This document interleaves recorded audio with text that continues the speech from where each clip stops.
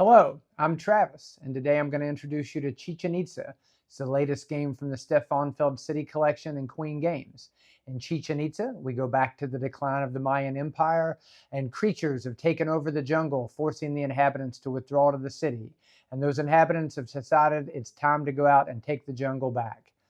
In Chichen Itza, we combine Euro game mechanics with luck-based dice rolling. And players are going to take 4 actions per turn over the course of 6 turns. And they're going to use those actions to send troops out into the jungle. They're going to increase their abilities. They're going to recruit heroes and many more actions. So now let's go over how actions work and what all the actions are. Anytime I want to take an action, I'll take one of my action markers and place it out here on the grid. For example, if I go here, I'll take that action, but I'll pay 1 for it because that's the lowest value. If another player goes there later, they will have to pay 3 because that's the higher value. Each player can only go to each action 1 time, but all the players can go there once, but only the first player gets the cheapest cost. Now let's see what all the actions do. This top row, those all upgrade our tableau. Our tableau has these dials at the top. This one is for shields, melee, ranged weapons, and magic. Those are very important when we get to combat in the game. Every time I go to one of those actions, I'm going to pick this dial up and turn it, improving that ability. The next 2 actions we have on this row are God cards and heroes. The God card allows me to take one of these face-up God cards. These are permanent abilities that I'll get throughout the course of the game. There are 80 of them, and they're all unique. The red ones affect combat. The blue ones are in-game victory points. The green ones are utility that do a lot of different things throughout the game. And finally, the gold ones affect our income and we make more money, money being very important in this game. The heroes, we have 3 heroes on the side of our board, and there's always 3 face-up hero cards. When I go to that action, it will let me recruit a hero.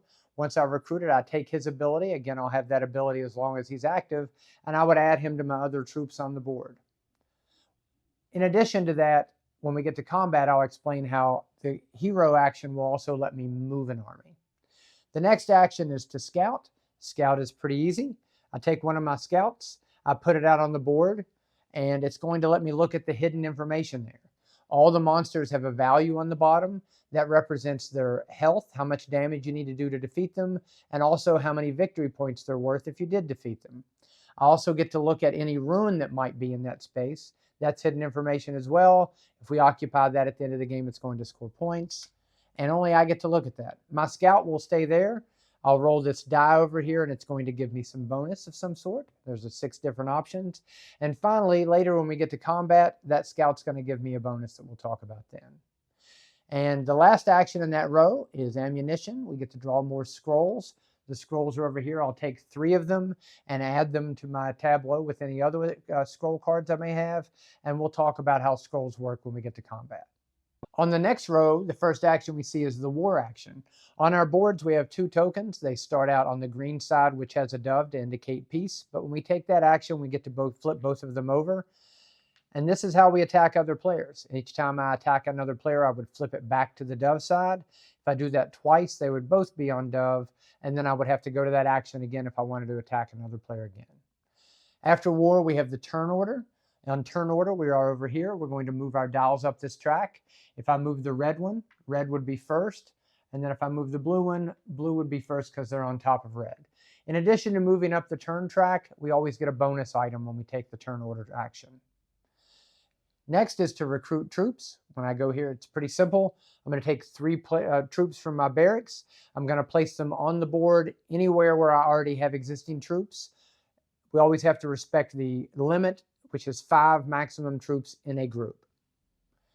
Finally, here we're going to redistribute our troops. Anywhere that I have troops on the board, I can redistribute them anywhere that I want. I don't have to leave any. I can abandon an area, but wherever I move them, I still have to respect that limit of 5 per group. The bottom row is all about movement and combat. We have 2 land movements and 2 water movements. When I take those respectively, I can move on land or water.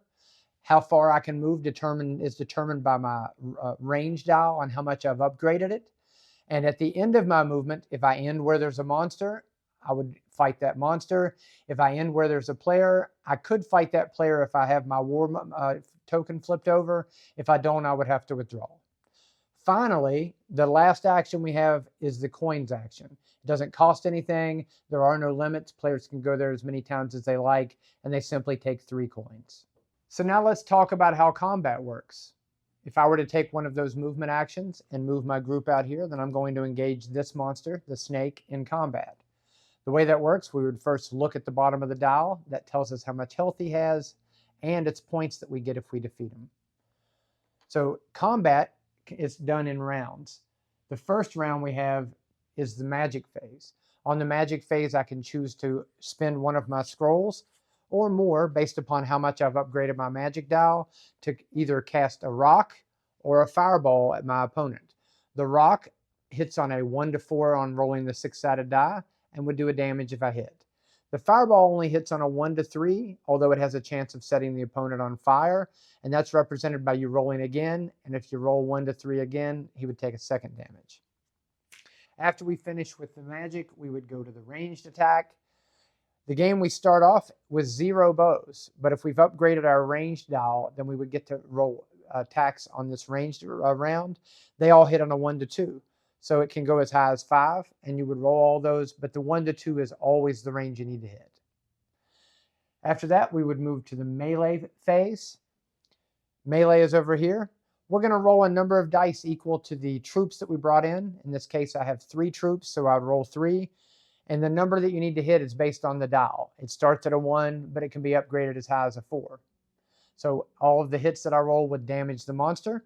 At any point, if I do the damage that's needed to defeat him, I would pick him up and set him over here. However, if I get to the 3rd melee phase and I don't defeat him, then my troops would have to withdraw and I concede the battle. There's a few other things that we need to consider. We all have these luck tiles. We can spend those through the course of the game. We can get some more. They let us re-roll all of our misses on any given turn. So that can do more damage that way.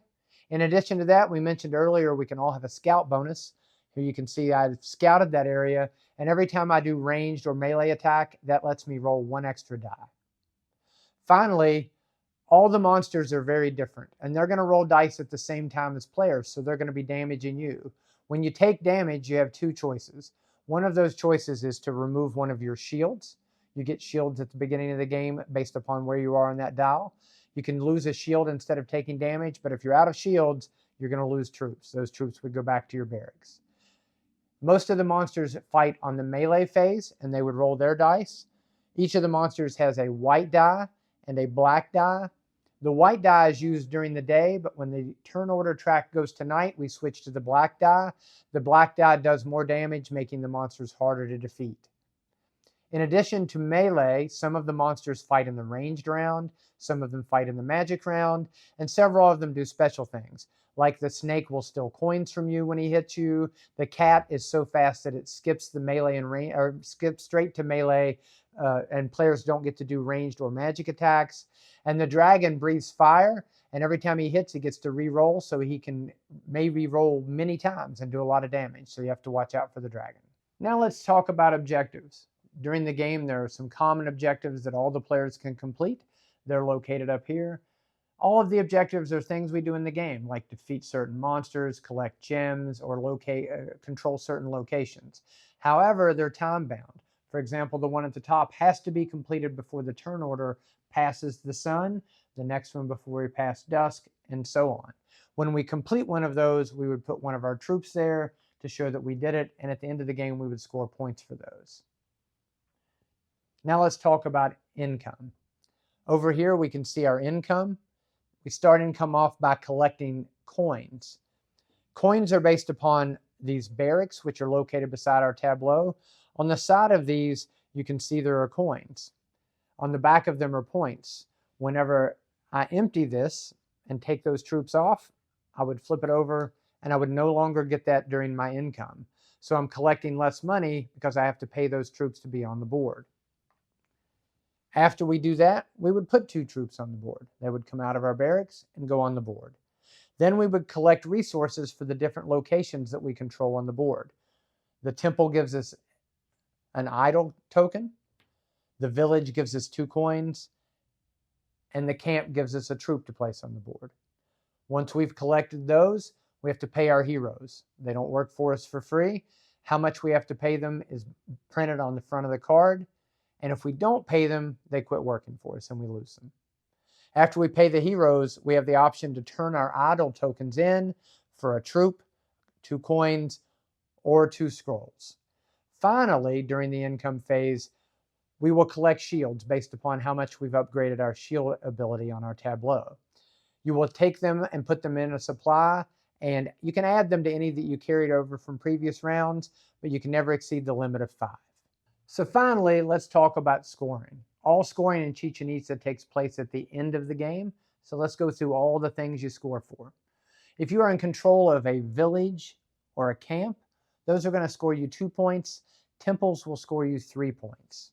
Next, we score points for ruins. Those are the ones that are hidden information face down, guarded by creatures. However much is printed on them, that's how much we'll score. After that, we'll score barrack points. Barracks are over here. Any troops that we put out on the board, when we flip these over, they're all going to have a number printed on them. That's how many points we'll score. After barracks, we would score the points for the creatures themselves. Whatever's printed on the bottom of the creature, that was his health. That's also the victory points that you'll get for having defeated him. Remember, they'll be over in your trophy area, making it easy to count. After creatures, we would score for god cards. Remember, these blue god cards are in-game victory points. They all have different conditions that you meet to score those points, so this is when we would score those. After that, we would score all of the objectives. Remember, we place troops up there. If we have troops on an objective, we score that, we add them all up and add them into our score. If you didn't use them, remaining idle tokens are going to be worth 2 points each. And then next, we're going to score gems. Gems are located on the board in mines. If we control a mine, we take a gem. Take the blue gem, doesn't do anything immediately. However, if I take another gem, when I put it on my board, I collect whatever item is between them. If I take a third gem, I place it on the board. Now I collect all the items between the yellow one and the blue one and the red one there, between those. At the end of the game, gems also score points. In order to calculate how many points, we multiply the number of gems by itself. So 3 would be worth 9 points, and 5 would be worth 25 points, which is a lot. Finally, any active heroes that are still on the board, those are going to score us 3 points. Whoever has the most points, you're the winner of Chichen Itza. Chichen Itza plays 2 to 4 players with a varied setup for 2-player and 3-player, having less tiles and less creatures. And the playtime on Chichen Itza is about 30 minutes per player.